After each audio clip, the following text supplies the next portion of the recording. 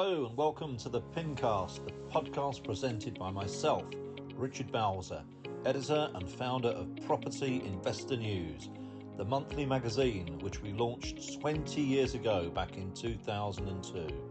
If you want to listen to factual, no-nonsense interviews, insight and opinion from some highly experienced and respected property professionals, then this is the podcast that you really need to tune into on a regular basis. Hello. In this latest episode of the PINCast, you're going to learn all about an 18-month investor experience that many of you listening would certainly not want to endure. Some 4 years ago, all was going swimmingly well for Ruth Hobbs and her sister Gillian.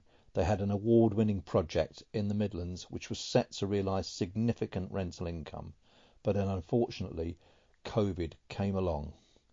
So tune in to hear just how these two sisters coped with having nightmare tenants which led to sleepless nights, but then you will learn just how they turned their property investing activities back towards making healthy returns and by adapting their core strategy. Today I'm joined by the Derby-based Ruth Hobbs. Good morning, Ruth. Morning, Richard, and thanks for having me on. So Ruth, tell us what's been happening with that project since some 4 years ago. Yep, so we finished off that project and filled it immediately. I think we finished it in the August, but we were full for the beginning of the September period. And it was quite revolutionary, I thought, in Derby at the time, because it had a stunning interior.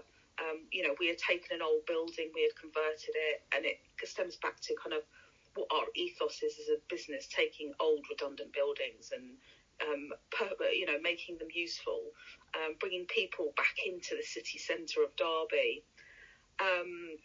So that was working really well. And then, of course, COVID struck. Yes. So yes.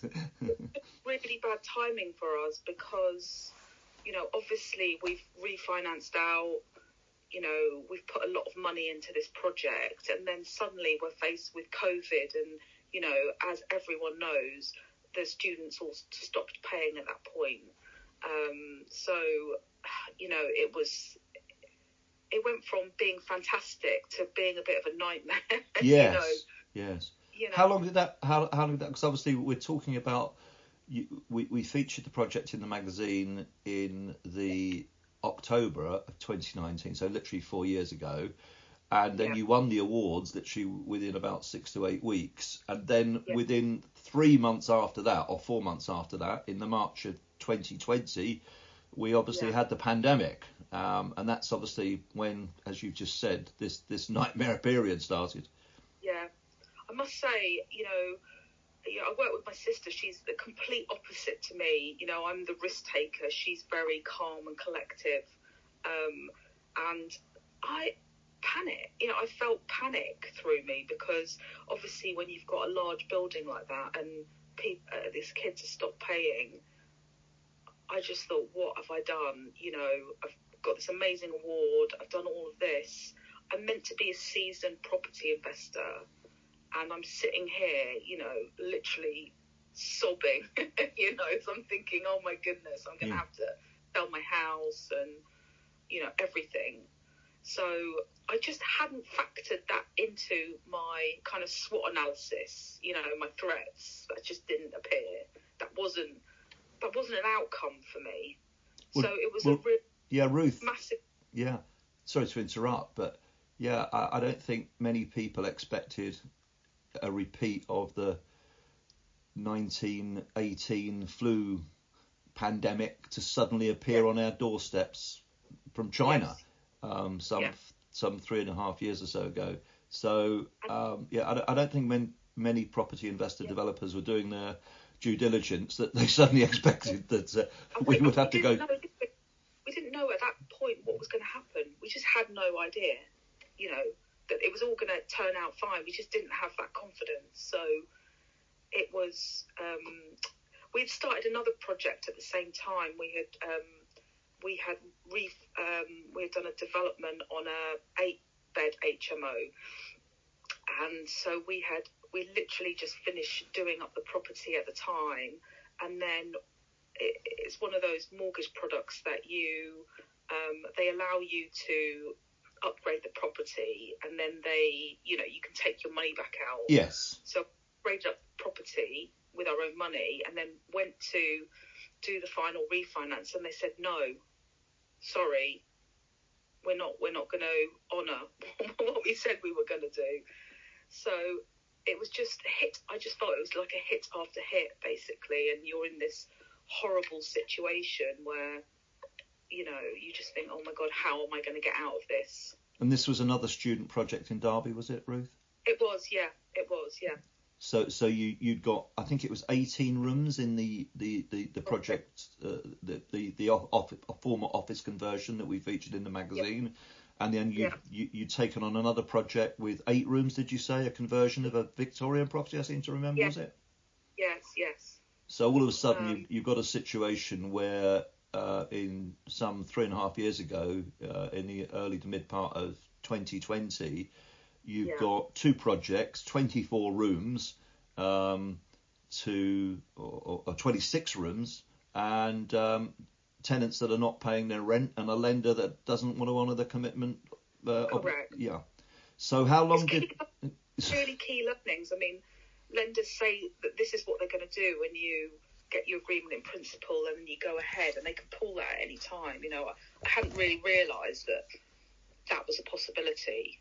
I thought I'd 25 years or whatever I've been in this business, and I still feel like I know very little. It's every day is a school day. I was thinking that exact phrase when you just said what you said. I just feel like, you just got to keep learning and keep reading and stay nimble. Absolutely. Is the main kind of thing that I've learned, is just stay nimble, roll with the punches, and just make sure your business can adapt quickly to change, really, really quickly to change. Great. Well, that's obviously a learning that you're not alone in acknowledging that. So obviously those were tricky times for you, but by the sounds of it, you bounced back. How long did that period with the student blocks, the 2 buildings, how long did that period where students were not paying their rent, and how did you get through that period? Yeah, so we had, it took us about a year to get out of that period and to get everyone up to date. And there were a few people who didn't pay. We didn't come out with a profit at the end of the year. We came out with a loss because, we had to let some students out of their agreements. Yes. Whatever. Yes. And were a lot of them international students? Because obviously at that time the travel restrictions, particularly from students, literally went home and they had no guarantor. Well, I don't believe they had guarantors, or in this country. So that was another. We had relied on our agent to do that for us. Right. So they literally they didn't pay anything more. So you were using a specialist agent in the city in Derby to manage the student lettings, right? Yeah. Okay, so that was another lesson, obviously. Yeah, I understand why people take that in house. Yes. Okay, so that lots of lessons learnt then, and then, as you say, after a year, going into obviously 2021 and forward, obviously that would then be in sort of halfway or coming towards the end of the 20 to 21 academic year, with the 21-22 in mind. So a year and a half, so effectively a year and a half after COVID first hit. How what was the situation then? Well, I made the decision at that point to give all the property to my sister. Right. Which is kind of a big thing to do, but because I had my own portfolio anyway, and these were extra buildings that I'd done with my sister to get her kind of started and on, get going. Yes. I made the decision that I didn't need those buildings. They were too stressful. I wasn't sleeping at night. I was happy to sell them. Right. But my sister wanted to keep them, so I said, you keep them. I don't want anything for them. You crack on with those then, you know. Yes. So that's kind of the decision I made on those. Right. And so that would have been effectively about 2 years ago. Yeah. Right. I just needed to be able to sleep at night. Yeah, absolutely. No, well, yeah. So life's short for that. Okay, so and Julian's take on those on board and yeah. still holds the units and still managing them through an agency, or yes, we swapped agents. We've got a slightly better agent, and I think it's all we seem to get students that don't pay, unfortunately. Right. So it's an ongoing issue, and the latest student my sister took to court, the judge is allowing him to pay £5 off a month. So it's like, wow, goodness you know, me. It feels like a rubbish strategy for me. Yes. When you take your tenants to court, they're not going to pay, you know. Okay, so a very strong lesson learnt by you guys, but clearly things have improved for you personally. So let's hear as to what's been happening in the last few years and how you've adapted your property investing. Yeah, I just at the beginning of COVID as well, I set up Property Sisters with Helen Chorley. Right, yes, of course. And we felt that there was a gap in the market for an online space that experienced female property investors and developers could exchange ideas. So we set that up, and I believe there's around 500 women we have now in those groups. And there's spin-off groups, so there's SaaS ones, and there's Airbnb groups, and there's LinkedIn groups, and it's a place where females can network and exchange ideas, and it's absolutely phenomenal. Well, what those groups are doing. So that's kind of on a sideline as well, and it's helping learning, and especially during COVID, it was incredible because we were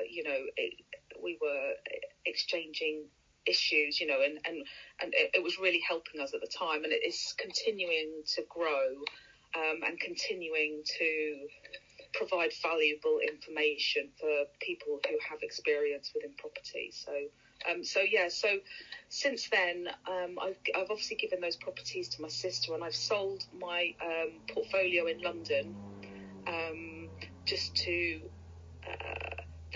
my assets in London were really high value but very low rents. The return on investment was quite low. Yes. So I got rid of those, and my ultimate goal has always been to live in a massive house, you know, do a development on my own house. Right. I found a house that I really wanted to develop, so I've been working on that separately, but I also took on 5 flip projects at the same time. Oh, right. And when was the first of those, Ruth? Yes, so I mean, as the way with business, I bought them just over a year ago, so it was August 22, just before the market bombed out. So again, like, so yeah. Simple, you know, you're concentrating on one strategy, and then you realise that you're not going to be able to sell them because no one's buying. So I've had to swap them to Airbnbs and rentals. Right. So, yes, again, not quite what I expected. But what was I going to say? I've been, the last project I bought has been phenomenal. So I bought another property at auction in July, below market value. Yes.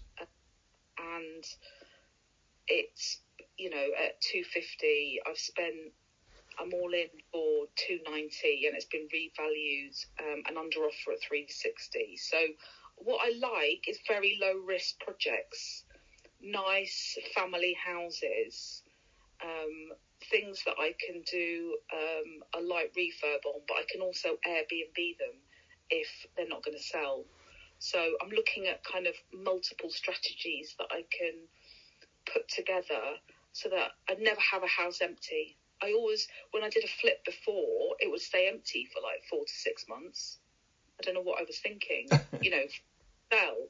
But now they're earning a good income every month anyway. So you take them on with an end goal in mind, but at the same time, you do short lets with them.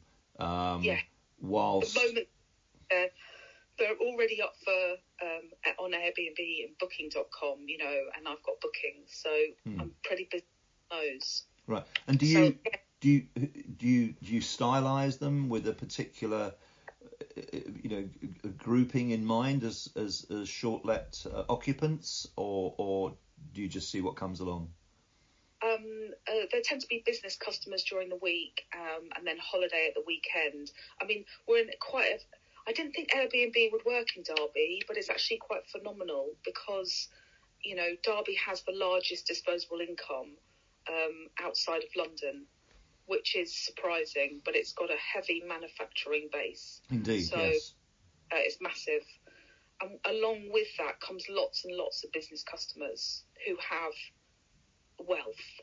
So there is a huge kind of appetite for Airbnb, and then it depending on the houses you do, and I do family homes. Yes. So for example, I'm getting holiday visitors at weekends, people who are just meeting up, families, and they want the middle of the country to meet up.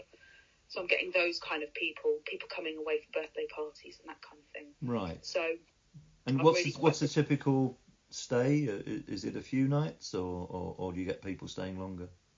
I do one night bookings all the way. One of my houses now is rented for the whole year, but on a weekly rate. Right. Gosh. So, yeah, a very high rate. So it's £1,000 a week. So it's what, Ruth? £1,000 a week. Wow. Yes. 50,000 a head. Wow. It's a person in a 5-bed house, so it's £1,000 a week. So it's So they're obviously in between a move, are they, or are they on a work contract or something in the local? No, they're just a customer who wants something that's immaculate to stay in. So, a lot of properties aren't done up to the 9th degree, and all of mine are absolutely immaculate. New kitchens, the full refurb. Right. Not done. Mm-hmm. Mm-hmm. So, I can command huge rents for people. Yes, obviously you're investing a fair bit into these properties. Yes, I do, and I put a lot of love into them, so they're proper homes. Yes. Well, I can remember coming to your Derby project 4.5 years ago to look at the one we talked about earlier that Gillian now is dealing with, and the styling on that was top. It really was. Yeah. Extremely good standard of accommodation. And the house that I've just finished, the couple who came in to make an offer, the lady burst into tears the moment she walked through the door, and that is what I want. Wow. Yeah. That is well, there's adage of it may be your house, but you want to create something that the occupants will view as their home. Yes. Yeah, and value. Yes.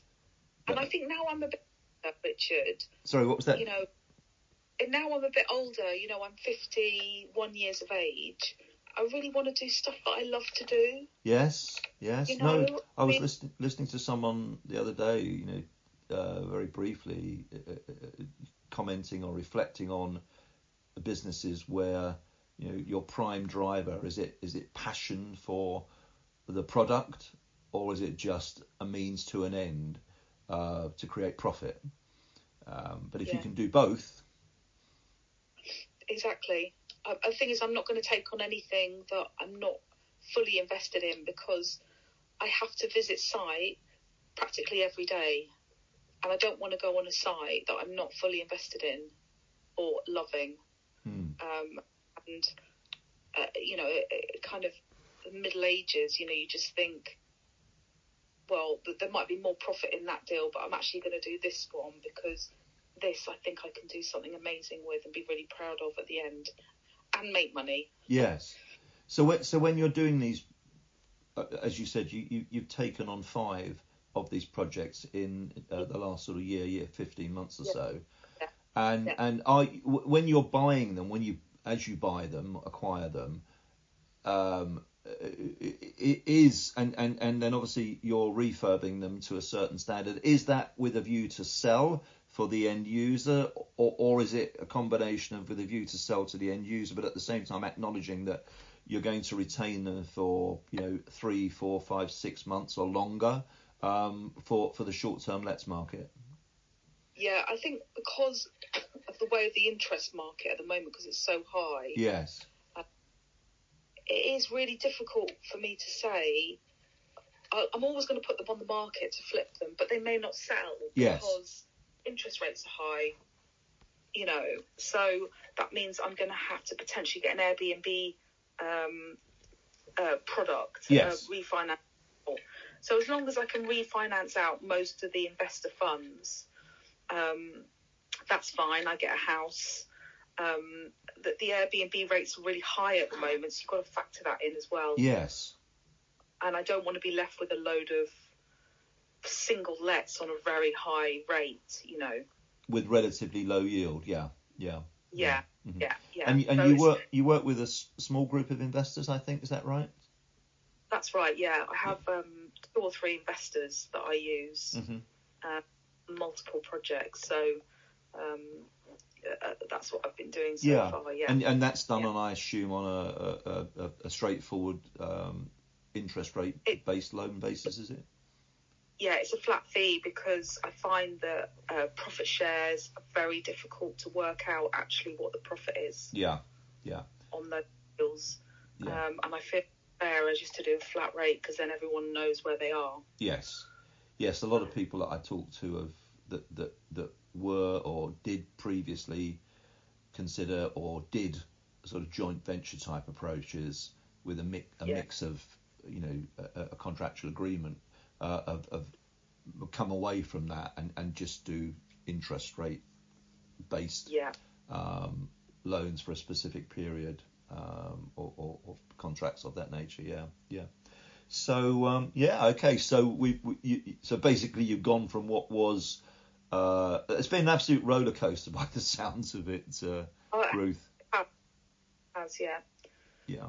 So of the 5, have you kept all 5? I've got all of them.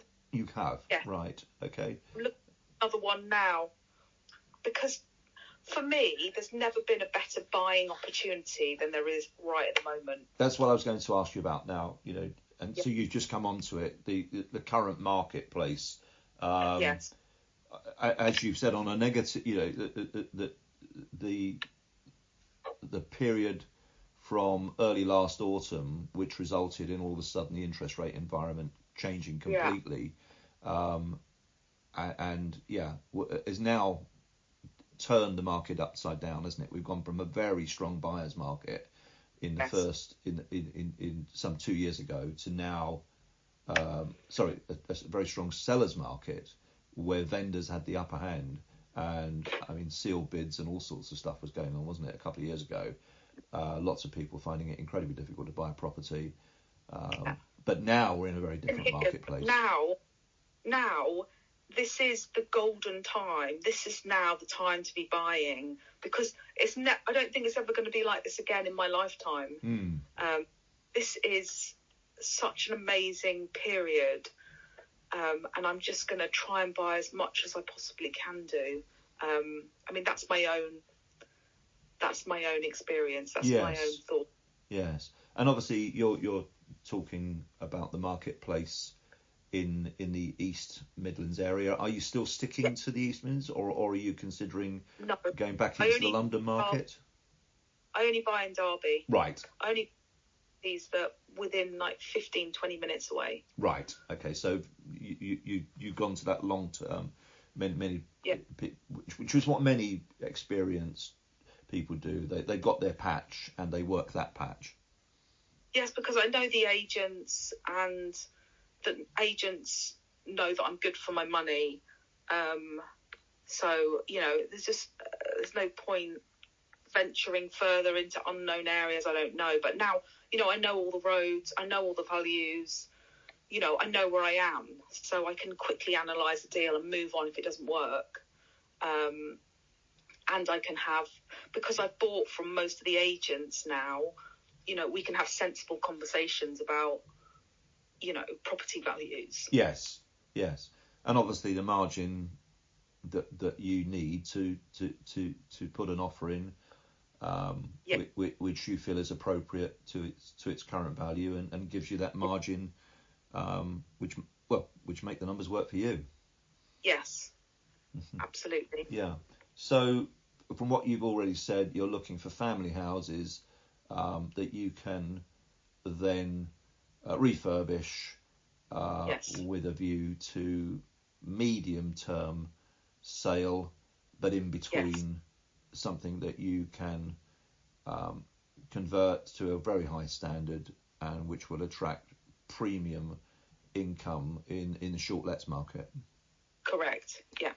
Right. So do you do much structural work, or is it mainly the lighter refurb of a new bathroom, new kitchen, or whatever? Yeah, I mean, I do prefer a light refurb. Doesn't anyone? Yes. But, there's, getting stuff below market value, there has to be something wrong with it, and, I often buy at auction. Right. So the last house, for example, didn't have a building control notice. So I knew that there were a list of 14 points that building control wanted the new buyer to sort out before you got the certificate, the completion certificate. So, like, you're kind of buying a little bit blind.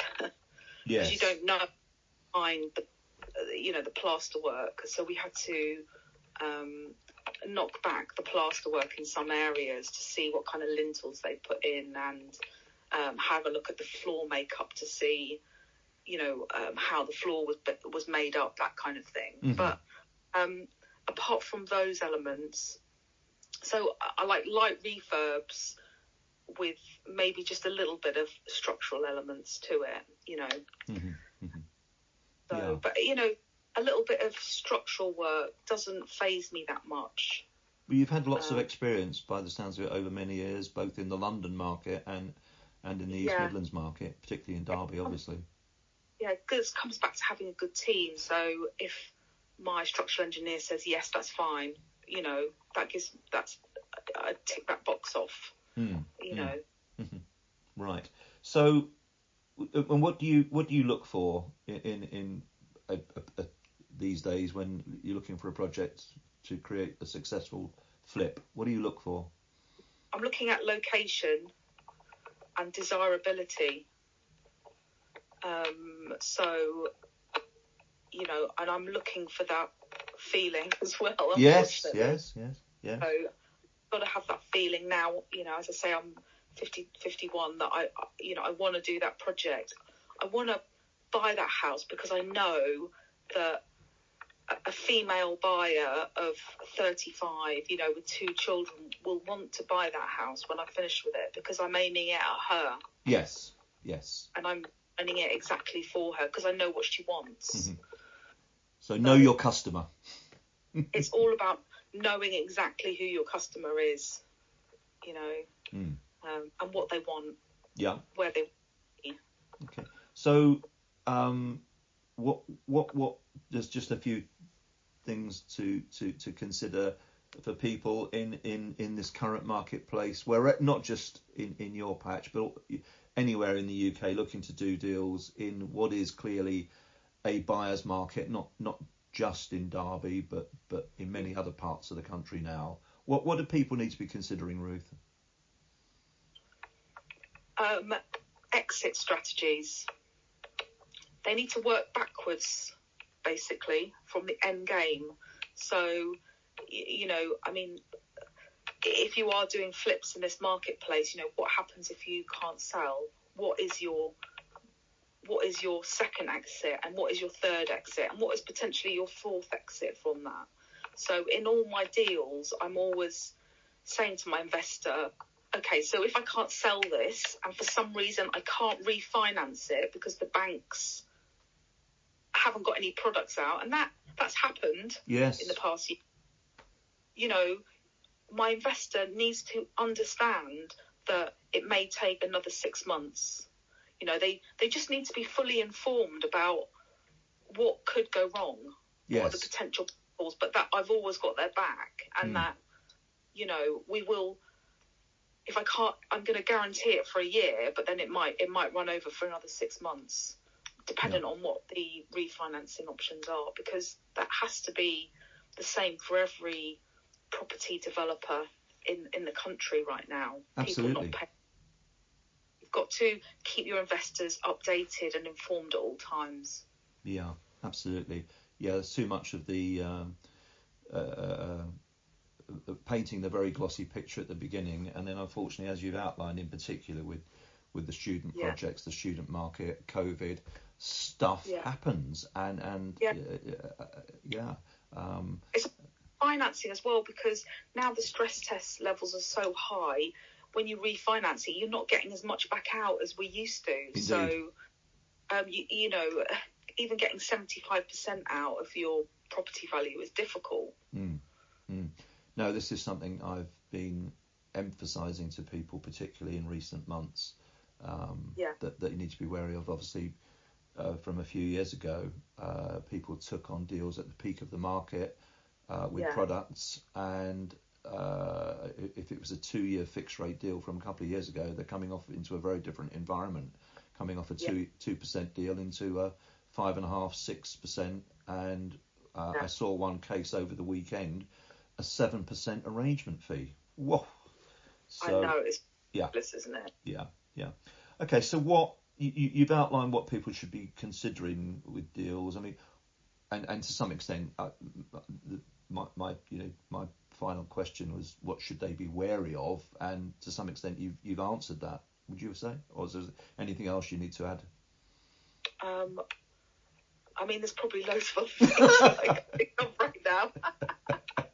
And there's probably loads of other things that are going to happen, Indeed, yeah. Well, I think you can't plan for every eventuality. No. But it's all just about staying nimble, keep reading and keep learning, because no one knows everything. No. No gurus in this industry. No. There are no gurus. But, all of us, even seasoned property investors, I can't emphasise, we don't know everything. In fact, as I said before, sometimes, I just think, God, actually, what do I know? Because I keep getting battered. Well, but be okay at the end, I yes. think that's the thing. Well, a couple of things from what you've said.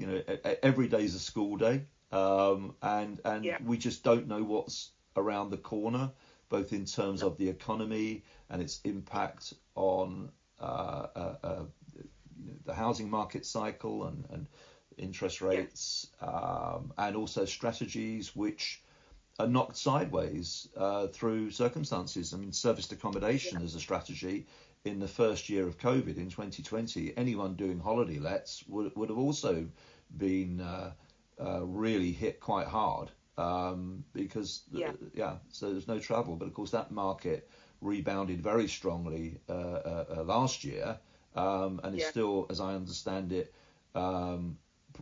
pretty strong this year, although there's some more supply and there might be some elements of saturation in some holiday-led areas. But I think that's going to be an opportunity, though, because when all the new fire regs are obviously in now from the 1st of October, and the planning consent coming down the line as well.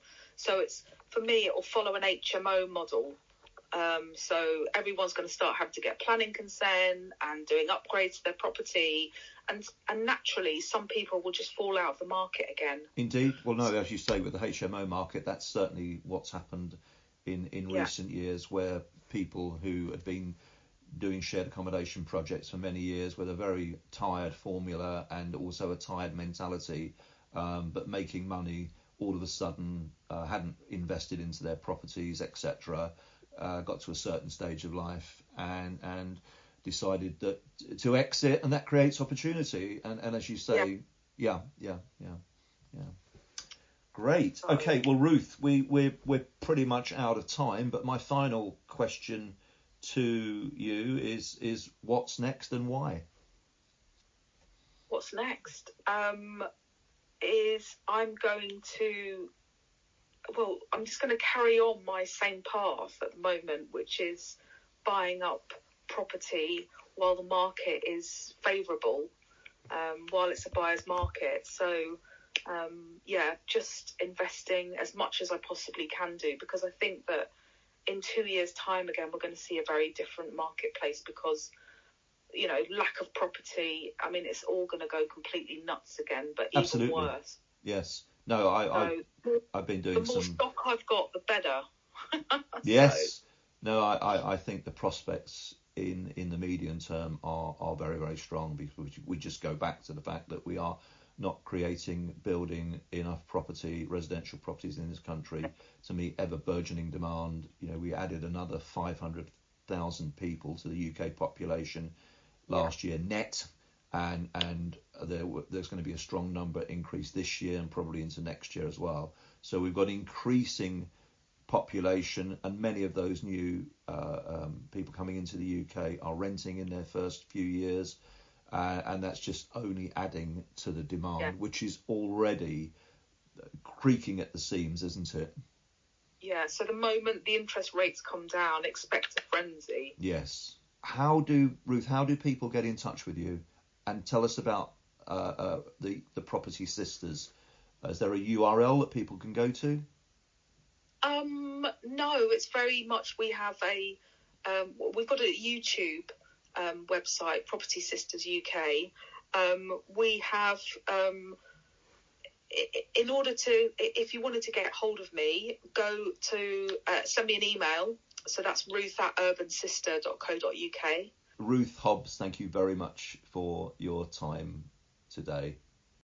Thank you for listening to this latest PINCast from Property Investor News. Make sure you've subscribed to be notified when the next episode is released. Register for the PIN e-news service at www.property-investor-news.com, where you can also sign up as a magazine subscriber and get the monthly print magazine.